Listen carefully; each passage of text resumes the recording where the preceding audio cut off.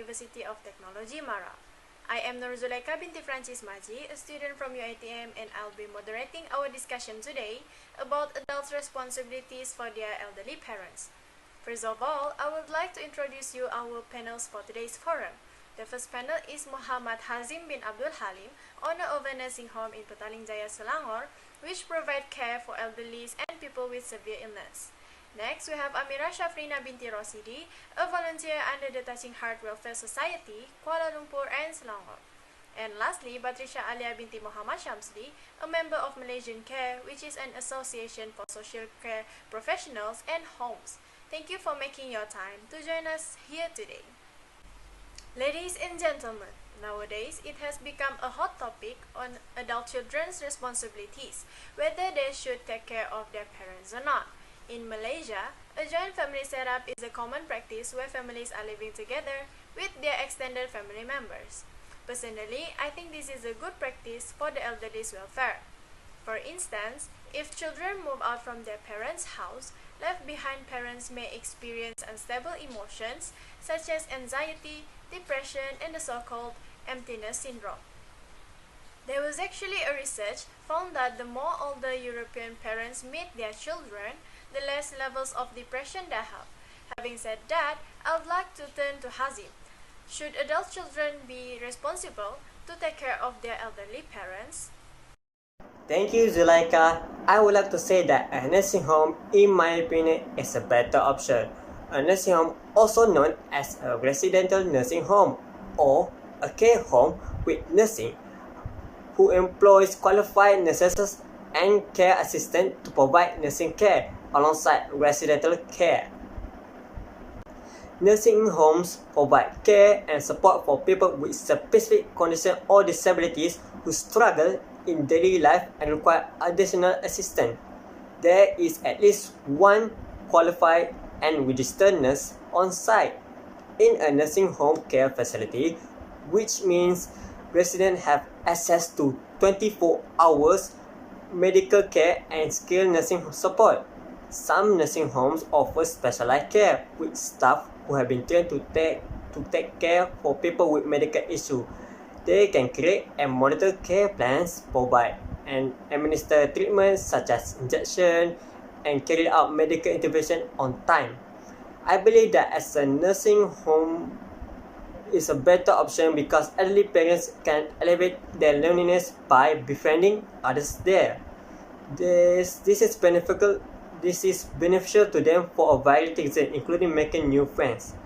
Making new friends can provide advantages such as new perspective, listening to and understanding others' people's points of view can help us grow and learn more about other people. Although befriending people of different ages is better, as it brings a lot of benefit, befriending people of the same age can result in people having the same experience, which sparks more conversation. Following that, it can relieve their mind. Their mind are burdened by the fact that they are obstructing or burdening their children with their needs. They will try to reduce their burden by asking or demanding less, which can be detrimental to them as it may lead to further complication or worsening their condition. Thank you, Hazim, for the very interesting opinion.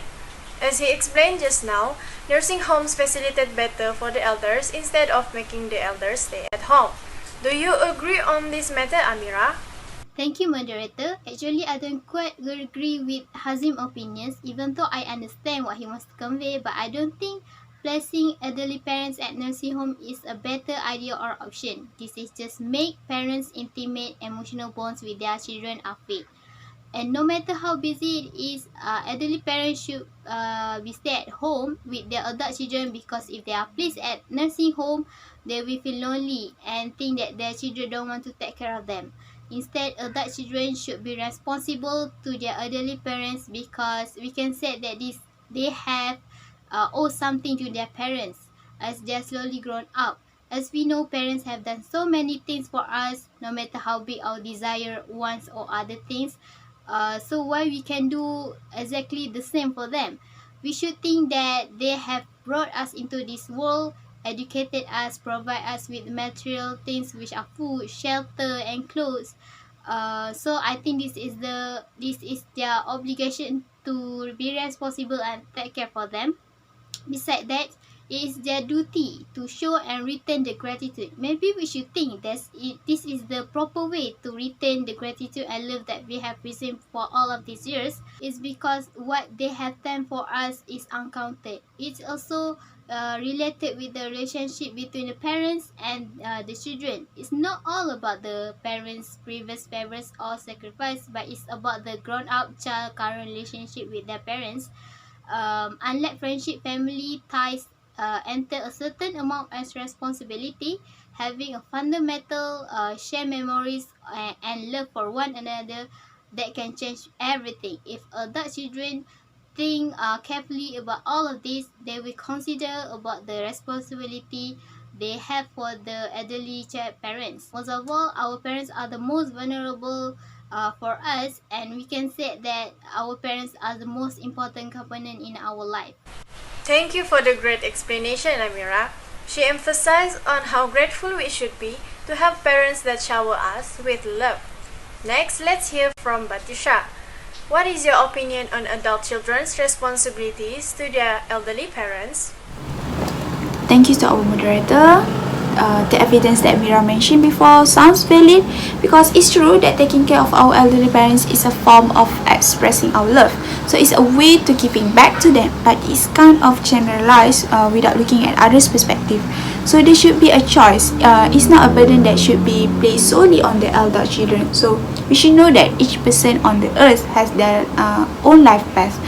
Same goes to our children and our next generation. So we can see the struggle of care for aging relative is reshaping the life of millions of others. So according to the Labour Department, about 50% of women and 30% of men 25 to 54 years old spend time caring for an older relative. So among those is 55 to 64 years old. So the share rise to 1 in 5 Americans. So 20% of these caregivers also have children at home. The data from Porter New York Times 2019. So these statistics are about people who are sacrificed their hard work, their careers to take care for their elderly parents. So they said it's hard for them to continue what they were doing since they have a lot of time and day to live to taking care their elderly parents. So it's more challenging when the elderly parents needs much support and attention from that. So the progress of the career has become limited. So the Guardian also said from the New York Times, there's a lot of them sacrificing their prosperity for the aging parents. Next, we also need to pay attention to those who have trauma with the abusive parents or having a toxic family relationship. As we can see, many parents have not become responsible but claim their child needs to take care of them. So we acknowledge that people become more aggrieved when they cannot handle the stress, adding with the hatred that they hold it for a long time. In extreme situation, the frustration can boil over to how the caregiver abuse neglects the aging parents. So this stated by the arranging care who is elder care special need case management. So the deterioration of the aging parents' health can cause a grief. So for the adults, child survivor, this sense loss can be immense.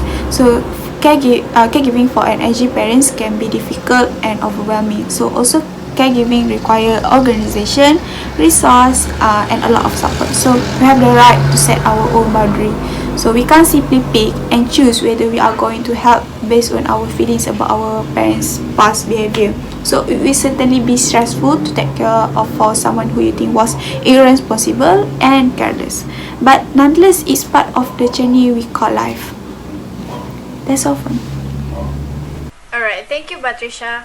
From your elaboration just now, you highlight the rights of adult children to choose whether to take care of their elderly parents, especially in the case of bad parenting and broken homes. Amira, what do you have to say about this? Well, I know Patricia has a point, but I have to say that highlighting the rights of adult children, or we can say that they have an option or choice about this matter, can change my opinion. I will stand up about my opinion that adult children should be responsibility towards their elderly parent. It's not only about the expressing our love and returning back what we have received from our parents, but instead, I really want to emphasize that adult children responsibility is also to support their elderly parents' financial and needs such as groceries, medical expense, bills, and daily activity costs. This is also one of their obligations toward their parents. We should not take this matter lightly. Let's take an example. When we as a little child who is still growing up, our parents bear all the things that I have stated earlier.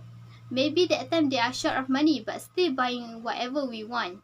Besides that, let's take this current situation as an example. Based on a survey from creditcards.com, almost half of parents with adult children, or 45%, said they gave their children a money for this coronavirus epidemic. But 79% said that the money would have gone toward their own personal finance. Instead of managing the money for themselves, their parental nature has not fit for a little bit. Elderly parents still want to help their parents even though they have a financial problem in this pandemic. So why not, as adult children who already have an income, support their elderly parents financially? Mostly elderly parents don't have energy anymore and just rest at home. So in case they don't have enough money to support their own financial, maybe adult children can support their elderly parents financially.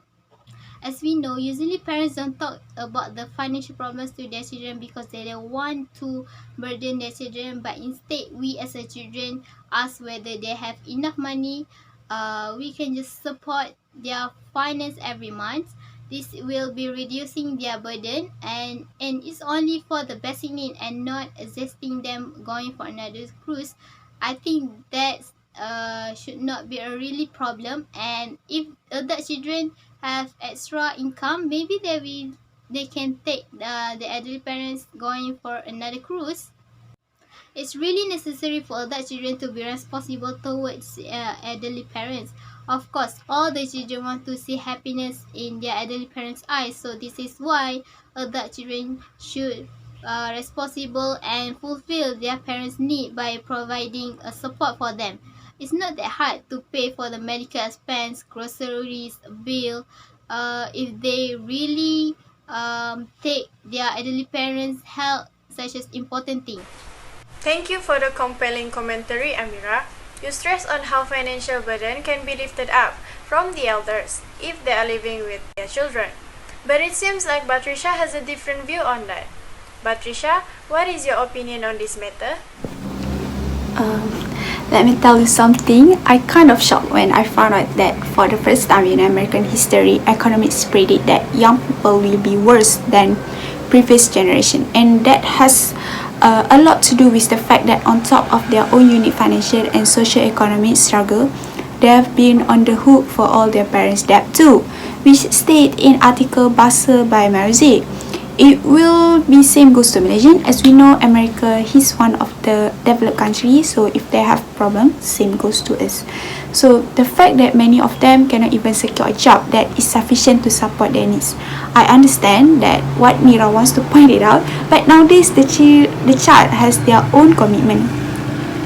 Now it's related to the point that I was bragging about before. While we talk about money, if you give up on your career, how you want to generate your income? What about elderly parents who have critical illness and need regular treatment? It would be regrettable if we as a child cannot give our best to our parents, right? So now I will give you another facts, which is the deterioration in the health of caregiver is 63% of the deaths, right?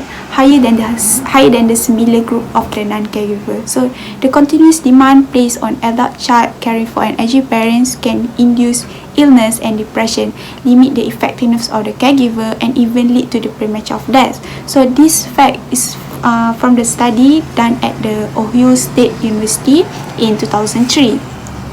So when we talk about money again, the fact that people who are worried about money can lead to mental health because it's leave you feeling depressed or anxious. So money problems can affect your social life and relationship, including relationship with your parents. So several studies have demonstrated a cyclical link between financial worries and mental health problems.